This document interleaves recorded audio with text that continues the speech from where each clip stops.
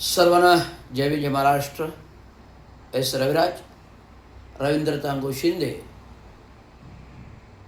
एक कार्यकारी अभियंता, सेवानिवृत्त,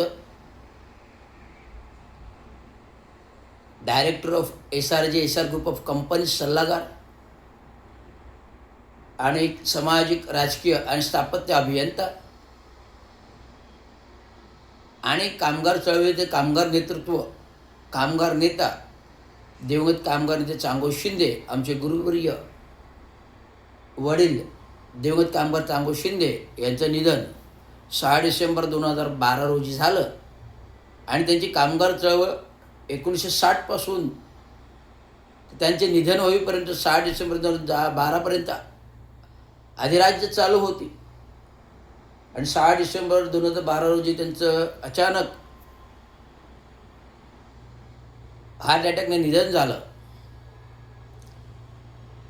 अनेक कामगार चळवळीमध्ये पोकळी निर्माण झाली आणि ही पोकळी भरून काढण्यासाठी वडिलांचं कार्य जिवंत कसं राहील या दृष्टिकोनातून मी प्रयत्न केला.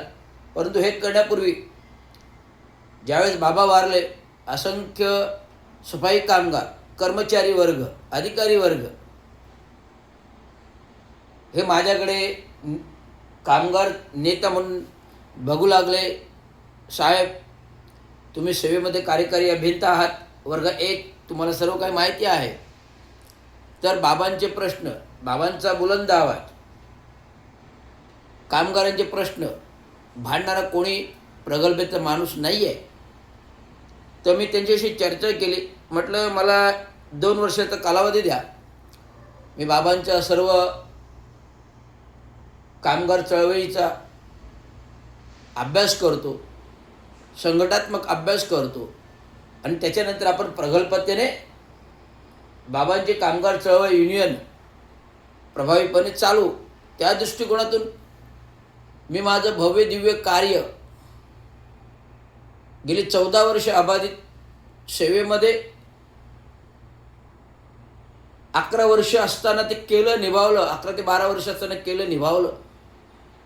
सेवेत राहून अधिकाऱ्यांशी पंगा, आयुक्तांबरोबर पंगा, मुख्यमंत्री, उपमुख्यमंत्री, मंत्री महोदय, नगरसेवक थेट बोलणं, कोणालाही निडरतेने राहणं, न घाबरणं आणि कामगारांचे प्रश्न प्रभावीपणे मांडणं हे करत आलो.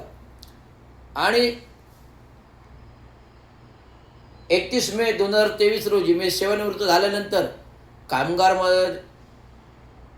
कार्यरत असताना, सरकारी सेवेत कार्यकारी अभियंता पदावर कार्यरत असताना जे प्रगल्भतेने काम केलं तेच काम जास्त डबल प्रभावीपणे मी सेवानिवृत्तीनंतर करायला घेतलं. आणि प्रगल्भ असं दुर्धर काम करत करत कामगारांचे प्रश्न निर्णयास लावलं. मग ते प्रलंबित प्रॉव्हिडंट फंड असो, ग्रॅज्युएट असो, 7वा वेतन असो, की कामगारांची भरती असो. प्रॉव्हिडंट फंड सेवानिवृत्त कर्मचाऱ्यांना द्यायला लागला, ग्रॅज्युएटही द्यायला लागली, परिवहन कर्मचाऱ्यांना पण द्याव्या लागली. आणि प्रलंबित 5-6 वर्ष 7वा वेतनाचा फरक जो मिळत नव्हता, कोविड कालावधीमध्ये 5 वर्ष गेली, आज 6वं वर्ष आहे, 7वं वर्ष आहे. जे 5 हप्ते थकीत होते, पाठपुरावा करून, आंदोलने करून, उपोषणे करून, बैठका करून, आत्मदानाचा इशारा देऊन, अर्धनग्न आंदोलन, उपोषण करून, सर्व जिल्हा स्तरावर असो या महापालिका स्तरावर असो करून प्रशासनाला कोंडीत पकडून हे प्रगल्भतेने द्यायला लावले. शेवटी कर्मचाऱ्यांच्या मागण्या माननीय राज्याचे माजी मुख्यमंत्री 2024च्या निवडणूकपूर्व रवींद्र शिंदेंबरोबर स्वतंत्र बैठक केली. मला घरी बंगल्यावर बोलवले. रवी, या युनियनच्या सल्लागारपदी माझी नियुक्ती केली आहे, तुम्ही त्यानुसार मी कामगारांसोबत आहे, कामगारांच्या ज्या ज्या मागण्या असतील ते माझ्यापर्यंत पोचवा, मी मार्गी लावेल. त्याप्रमाणे उपमुख्यमंत्री एकनाथरावजी शिंदे ज्या वेळेस मी आंदोलन केले त्या आंदोलनाचा इम्पॅक्ट होऊन ते थेट आयुक्तांशी बोलले. आयुक्तांशी बोलल्यावर जे काही देणी होती थकीत ते मार्गी लागले. म्हणजे कुठला आमदार, खासदार हे महाराष्ट्र म्युनिसिपल कर्मचारी युनियनच्या सोबत आहे असं नाही, कारण बाबांचं नाव आहे. चांगो शिंदे दिवंगत काम करण्याचे यांचे प्रगल्भतेने काम आहे, निस्वार्थी काम आहे. कुठल्याच प्रकारचा 5 पैशाचा आर्थिक संबंध कुठल्या गोष्टीची आले, कारण ते राजकीय पातळीवर नसल्यामुळे सत्तेत नव्हते. परंतु सत्ता नसताना सत्ता उपभोगून लोकांचे प्रश्न मार्गी लावणारे एकमेव नेता चांगो शिंदे, तसंच त्यांचे सुपुत्र रवींद्र शिंदे होत. आज गुरुपौर्णिमा आहे आणि गुरुपौर्णिमेनिमित्त मी कोणाचा गुरु नाही, मी कोणाचा राजकीय नेता नाही की मी गुरु नाही, मी केवळ जनसामान्याचा नेता पण नाही, जनसामान्याचा कार्यकर्ता आहे.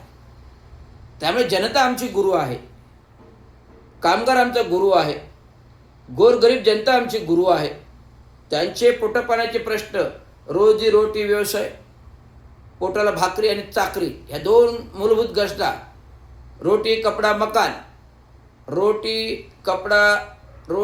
कपडा मकान आणि पगार, ह्या 4 गोष्टी मूलभूत त्यांना देणे गरजेचं आहे. आज देश पातळीवरती आणि राज्य पातळीवरती प्रचंड भ्रष्टाचार बोकाळलेला आहे. उंदीर घुशी फिरतात त्याप्रमाणे राष्ट्राचं राजकारण, केंद्राचं राजकारण गढूळ झालेलं आहे. तसंच महाराष्ट्र राज्याचं पण राजकारण गढूळ झालेलं आहे. उंदीर घुशी जशा पोखरतात तसा भ्रष्टाचाराने देशही पोखरलेला आहे आणि राज्यही पोखरलेलं आहे. राज्य आणि देश पोखरलेला आहे, पण स्थानिक स्वराज्य संस्था, नगर परिषद, नगरपालिका आणि महानगरपालिका, ग्रामपंचायत ह्या पण पोखरलेल्या आहेत.